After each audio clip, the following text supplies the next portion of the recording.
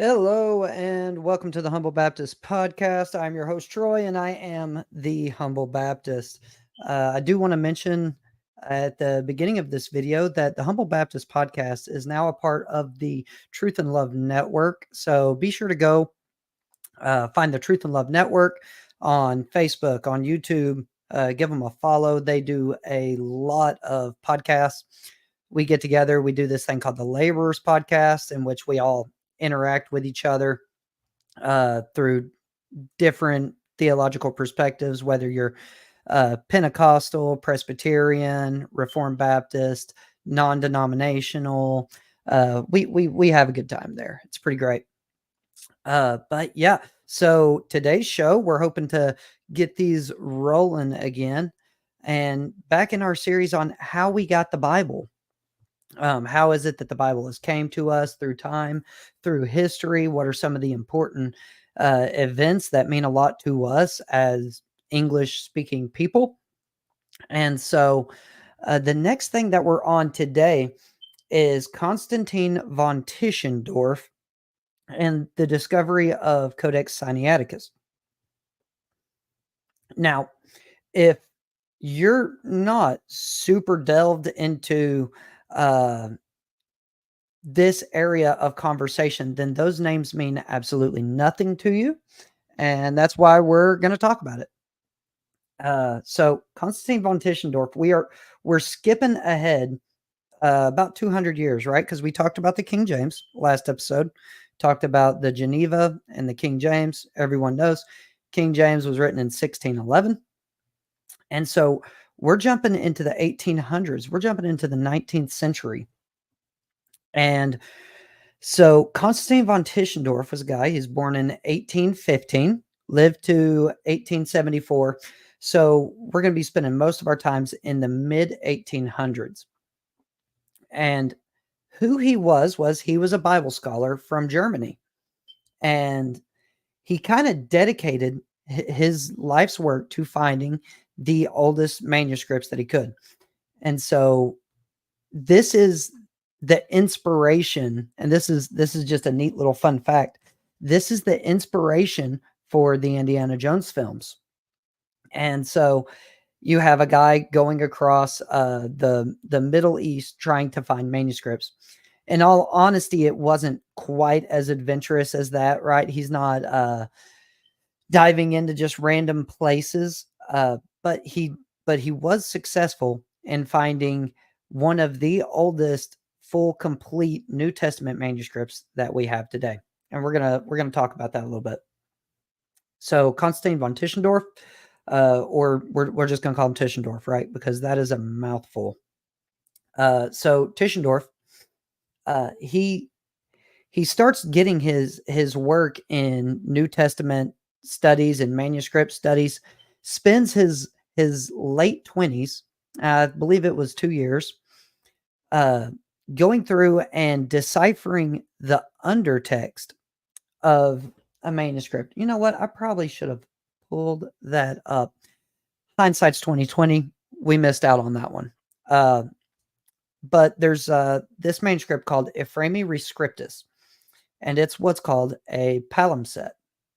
And so what that is back in the day, they didn't write on paper like what we have, right? This is on animal skins, right? This is on parchment, vellum, that type of thing.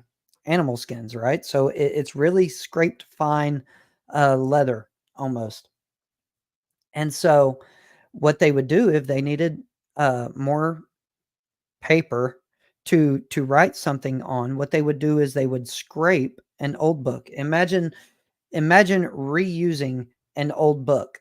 And so you just take it and you scrape all the ink off the pages, and then you can rewrite on it, because it was very, very, very expensive to get writing utensils back then, right? To get parchment was not cheap. And so they would scrape it and then they would write over it.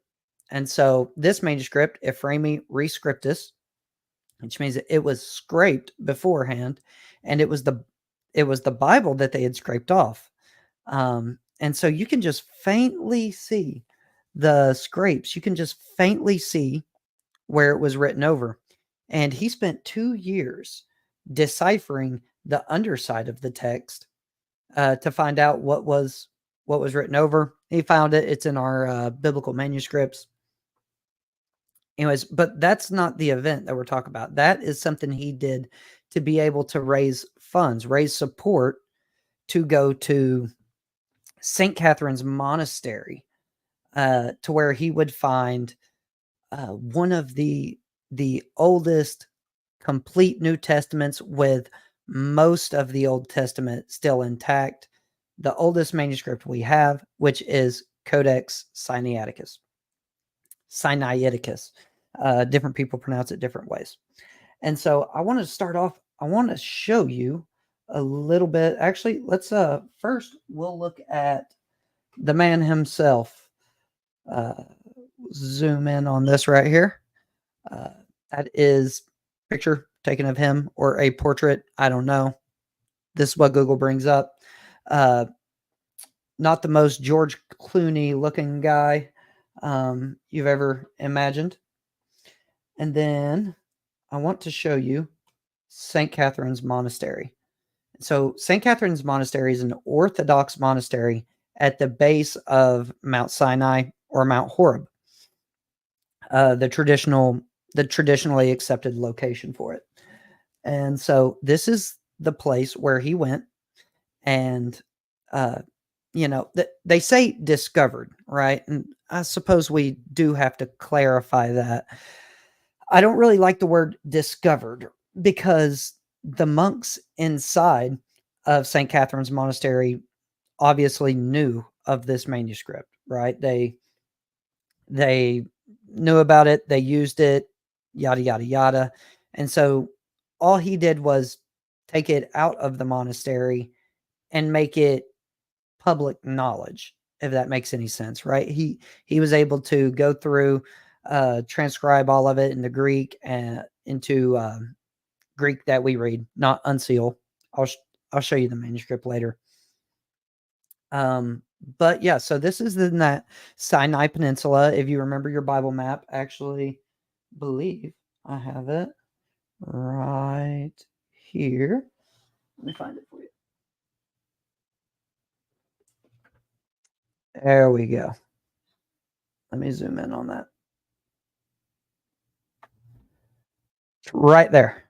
Right there, right? This is Egypt, this is the path that the children of Israel took out of the Exodus. And so that is where St. Catherine's Monastery is. Fun fact, but their library, and here is why he chose to go to St. Catherine's Monastery. So their library is massive.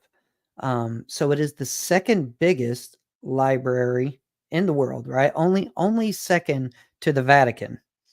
And so the sheer amount of books that they have is phenomenal, right? And so if you're looking for Bible manuscripts, a Orthodox monastery that dates back to the 300s is probably a good place to start. So, and the story goes, we'll get this off here. The story goes, he goes down to St. Catherine's Monastery, and he goes down in 1844, and he's spending time, and he sees in a basket sitting over by the fireplace, a stack of parchment paper, right? And he sees 129 leaves, right? 129 sheets of what's the Old Testament Septuagint. And so this is 1844, he's 29 years old, gets very, very, very excited about it, and trying to talk them into giving them to him. And they figure out they're valuable, only let him leave with 43. And then he comes back again, takes those, does his does his new translation of them, essentially makes it known to the people, and goes back in 9 years, 1853, and they won't mess with him. They won't talk to him. They won't really let him in on anything. So another 15 years passes, and he goes back, and there's different accounts to this story, right? You've got his diary, and then you've got from the monastery, and then you've got a retelling of what's actually published in a paper. This is one of those things. If you want to dig in super deep to this story, a lot of people dig in super deep into this story, and they get lost in the weeds and miss the forest. If that makes any sense. A lot of them do it from a agenda to either discount or to account for the manuscript itself. And we'll talk a little bit more about that here in a second. But he goes back 15 years later, and the story goes that he showed one of the monks a Old Testament Septuagint, and he's telling him, "Look, I'm looking for something like this." He's showing him a printed edition, something like, uh, it's way up there, it's out of reach, something like just a normal Greek printed text, and the monk says, "Oh yes, yes, I've read a Septuagint like that," and pulls out, wrapped in red cloth, what would be the rest of Codex Sinaiticus. Not necessarily all of the rest, but a big, huge portion of Codex Sinaiticus, and shows it to him. And Tischendorf even talks about in his journal, right, in his retelling of this event. I had the composure that time. I had the knowledge to just stay composed, act like it was no big deal. But what he is seeing at this point is the oldest manuscript known to anybody, other than, of course, all the monks and the monk who's reading it. And so on this trip, he come. There's a fancy word for it, but from the Tsar of Russia, right? So he's got a bigger name tied to him. And so it's something where he's kind of, it's easier to come in and have people talk to you if there's a bigger name that they respect, tied, uh, if there's a bigger name that they respect that's vouching for you, right? So he had the Tsar of Russia right off on this journey. And so, yeah, he goes in and he finds this manuscript. He asks them, "Hey, can I take this to Cairo to take pictures of it, get it written out, so we can have a copy of it up there? I promise I'll bring it back." And then you get into details of, uh, pretty much he said, she said, um, they said that this would be returned this. It finds its way, the manuscript finds its way to Russia, then somehow finds its way to England. Um, that side of the history gets really wild, really quick, to where you're trying to read through all of this, and and it's just like, okay, this has become unprofitable in any form or fashion. Anyways, it's inside of a museum nowadays, right? St. Catherine's still wants it back. Obviously, it's a world-renowned treasure. But so he takes it, gets it published, and then later on, remember this is 1859, and then in 1860, a guy named, this is just where some of the complications of the story come out. In 1860, a guy named Simonides uh, said that he did the forgery of it, that it was a fake manuscript. Said he did it when he was 19 years old. Did it in the summer. It was just quick work. And there's details that just make that seem completely implausible. For one, it's written on 4th century parchment, right? This is 365 animal skins, all fully bound together, written in uncial form, right? Majuscule text. And actually, you know what? I'll go ahead and I will pull this up for you. Let me go ahead and get this, right? And so there's a reason. Where's my paper? There it is. Okay, let me click that. Let me do this. This is still not second nature to me. Hold on. There we go. All right. Let me go down here. Click on this. The fact that Claude can just do all of this seamlessly as he talks is amazing. All right. Here is Codex Sinaiticus. I believe we actually looked at this. I believe that we looked at this whenever we were talking about the Greek. And we're going to be getting a little bit more into the Greek after the development of the King James Bible, right? You got to remember our Bible is translated from Greek, right? The King James was translated from Greek. And so this is the next development that has a big impact on how we got our Bibles today. And so it's important to know the names. Seems weird. It's definitely a weird conversation that we're talking about right now, but trust me, it's going to tie in. This is Codex Sinaiticus. This is John 1. We may have looked at this a little bit in the very beginning of our series. So if you see up here, can you all see my, yep, there's my mouse. This is the according to John, is what that is. And then NRK hin logos, kai ha logos in pros ton theon, kai theos hin logos, hutos in, all right, yeah, we're good. All right. So in the beginning was the Word was with God, the Word was God. John 1:1. And as you can see, look how beautiful this actually is. If you remember the first couple messages when we were looking at the Greek, we were looking at the oldest manuscripts that we had.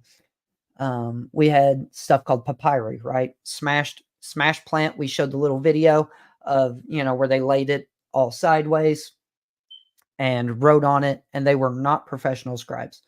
The thing that's interesting about this is look at how nice the lines are. Look at how good the letters are. Everything about it is just high quality work. This is a professional person. And so, like I said, this is 365 animal skins, and the whole thing, let's see, let me make that small. And so there we go. And this is the whole book. Now we're in the book of Luke. All 4 gospels, bunch of Old Testament. Is really cool. This is CSNTM.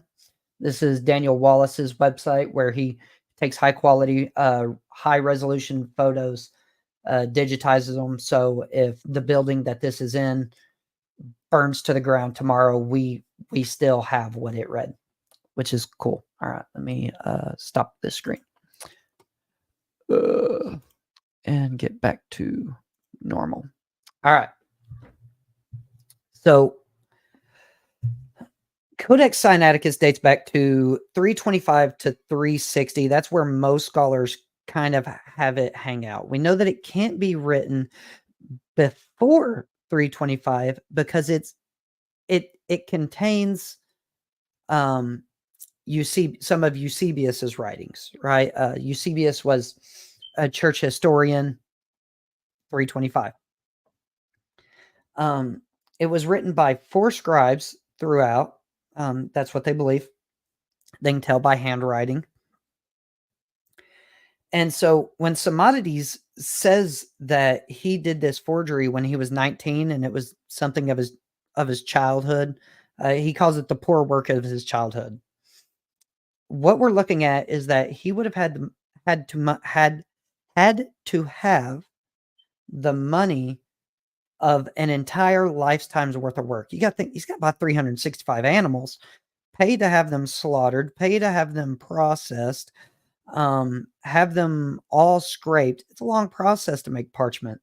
Scrape it real thin to write out the entire Bible, including the Apocrypha and the Epistle of Barnabas, and there's a few other weird ones there. The Shepherd of Hermas is one of them. And so that kind of fell on its face a little bit. But yeah, so this manuscript, because it is from 325 to 360 AD, that makes it one of the oldest complete works that we have. This manuscript even has Revelation in it, which is a hard find. And so it's one of those to where, since it dates back so early, we're starting to see that talk of, since it's so old, since it's so much closer to the time of Jesus versus the Byzantine text type, we start to see a heavy emphasis placed on this manuscript and one other, Codex Vaticanus. We might talk about that at some point in time.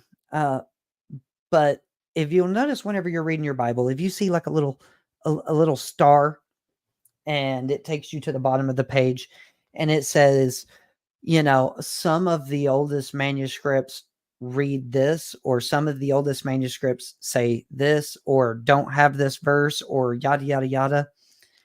This is that manuscript. This is that manuscript that they're talking about.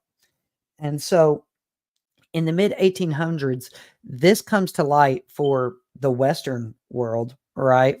Let's be honest, it's just about having access to it in Germany and England and, all of these other places, right? The Western world where we talk more freely about this issue. And so it comes to light. Tischendorf copies it, writes it out, and then you start to see Greek texts emerging that's from this. Tischendorf was very possible. He creates his own Greek text, which is essentially just settled on this manuscript alone, on Codex Sinaiticus. And then you have people that are doing, well, no, we're still going to stick with the Byzantine text, but we need to look at the variations, and then we'll go with them since they're the older readings. And so you're starting to see these differences pop up from the Byzantine, because you got to remember, at the time of the Reformation, right, 200 years before this, 100 years before this, most of what everyone had was Byzantine writings. Now so Codex Sinaiticus would be called an Alexandrian text. We looked at this. We kind of talked about the difference of the geographical regions, and I pointed them out on the map, all the above. This is one of those Alexandrian texts. And so this is where we start to have an even bigger conversation about the differences. Now, they knew about the Alexandrian text before this manuscript. I was reading a commentary from John Gill, in which he references, and John Gill predates Tischendorf's discovery of this, but he writes about the Alexandrian manuscripts say this, and gives a reference. I can't remember where I was reading. It might have been Matthew 24. It might have been 2 Thessalonians.